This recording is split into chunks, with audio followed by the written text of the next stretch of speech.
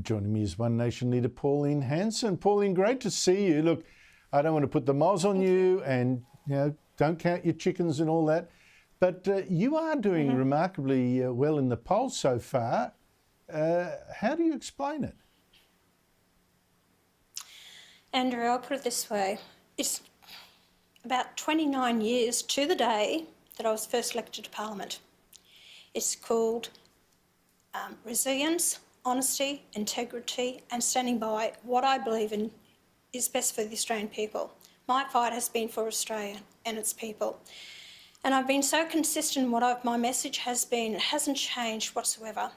And I just believe in this country is ready for change. They're fed up with the two major political parties. They want change. They don't trust the politicians. They're sick of the lies. They've had enough of everything.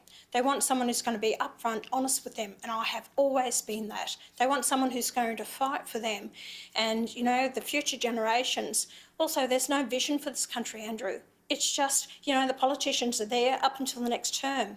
People want long-term vision. They want to know what's going to happen for them and the future generations. And that's what I try and bring to the table with my policies that I put out in February. Common sense policies for the people.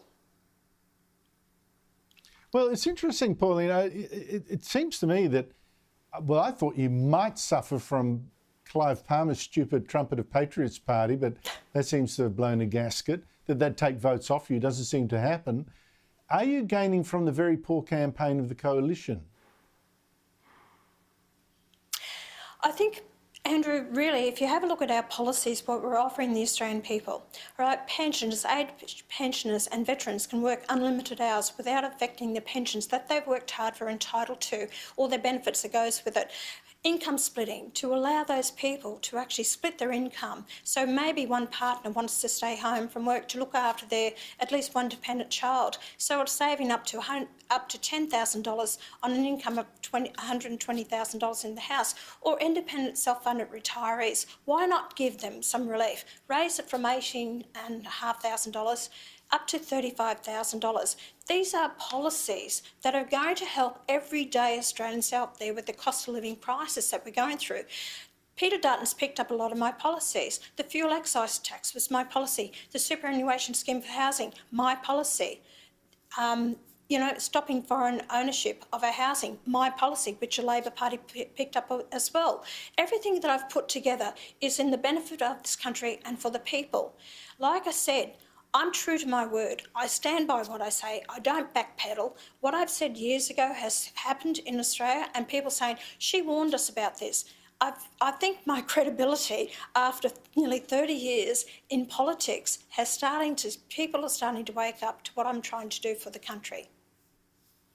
Oh, maybe you just got a little bit more respectable, Pauline. I don't want to frighten you by saying something like that, but is it in part, I was raising the possibility that the Trump factor had scared Peter Dutton off the culture wars that had helped him, fighting the Voice, scared him off it, leaving the field open to you to actually talk about culture war factors, cultural values. That's it. What you're saying is true. No one wants to. Jacinta Price got out there and said, make Australia great again. She had to be quiet because David Littleproud said it was a slip of the tongue. Well, I'll scream it from the rooftops. Make Australia great again. We used to have all this industries, manufacturing in the country. Where's all that? Where's the pride who we are as Australians? You can't even fly the flag.